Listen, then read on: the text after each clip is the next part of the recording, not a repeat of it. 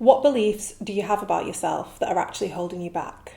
In today's video, I want to talk about limiting beliefs and how ideas and beliefs that we have about ourselves can actually be pretty powerful. So I often used to say I'm so unorganized, both in my head and out loud. I'd be chatting to friends about what I'd been up to, sharing all these plans I'd had but not managed to keep up with. And then I'd be like, oh, I'm just so unorganized, almost making a joke of it. Or I'd be like, oh, I just need to get organized. And this was a reoccurring theme, something I'd say over and over again. Or to myself in a moment of frustration, I'd feel stressed or like I wasn't on top of things. And I'd be like, oh, I just need to get organized. Either way, reinforcing the fact in my own head that I wasn't organized. I never used to think much about it, honestly. I just sort of felt like it's just the way I am, and it's something I'd even laugh about as if it was just one of my quirky personality traits. But without realising, it was actually a limiting belief holding me back in so many areas. And it definitely wasn't serving me when it came to my work and managing my stress with it. Still, the more disorganised I felt, the more that belief rang true, and the more I said it, the more my actions confirmed the belief. See the cycle? Words are so powerful, and while saying something to yourself once might not do much, saying something over and over again does have such a powerful cognitive effect. So in this instance, with my whole being disorganised thing, I decided it was time to flip the script. Each time it came up in a topic of a conversation, before adding my own funny story about how unorganised I'd been, I began to pause. In the past, I'd dive right in, relaying a story about myself without much thought. But instead, I decided to change how I approach such topics.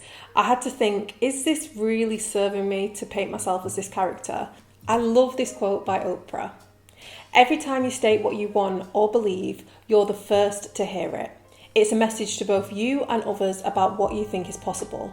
Don't put a ceiling on yourself. I'd been putting a ceiling on myself with my own limiting belief, and I didn't want to do it any longer. I instead began to focus on the things I was able to praise myself for when it came to being organised. And if in doubt, I'd avoid talking about the topic altogether until I felt I could confidently speak on the topic around others without expressing the same limiting belief I'd had for so long. In the past, when I'd constantly focus on all the ways I wasn't organised, I was actually totally disregarding all the ways in which I was organised.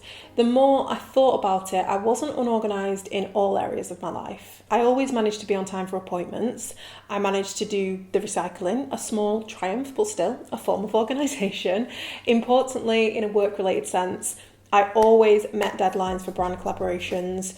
I wasn't completely disorganised at all. I'd been holding myself back from being better at managing my time and workload, and all because of the story I'd been repeatedly telling myself and believing. So I wasn't the definition of organised I wanted to be in my head and in the certain areas of my life that I most wanted to be, but I wasn't completely unorganised as I'd been leading myself to believe and in turn feel. But the more I identified with being this disorganised person, the cycle continued and I wasn't able to break out of it. Amy Morin, psychotherapist and author of 13 Things Mentally Strong People Don't Do, said in an article for Forbes, "Your thoughts are a catalyst for self-perpetuating cycles.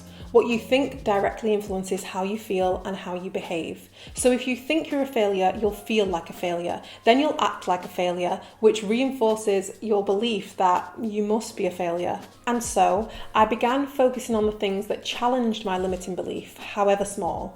Wrote and ticked off that shopping list, very organised. Cleaned out that kitchen cupboard, go you. Completed a deadline early, well done. I actually started to go out of my way to prove myself wrong about my limiting belief and actually be more organised in areas of my life where I usually wasn't. And it was a challenge, so when I'd overcome it, it would make me feel good and in turn make me want to do it more. It was breaking my own cycle and recreating a new one that much better served me. I began speaking to myself differently too. I love positive affirmations for the very reason that they are a simple way to gradually implement more positive beliefs about yourself into your mind on a daily basis. I began to tell myself every day, I am organised. Not I'm going to be or I'm trying to be, but I am. It wasn't an overnight thing, but the more I said it each day, the more I began to convince myself of this new belief, and so my actions continued to follow. And I'm not limiting myself with this belief any longer, and it actually feels really good.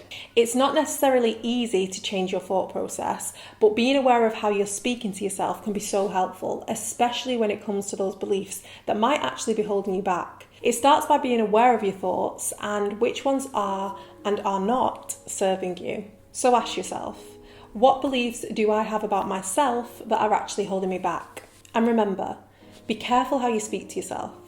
You might be more convincing than you realise. But it's never too late to change the story.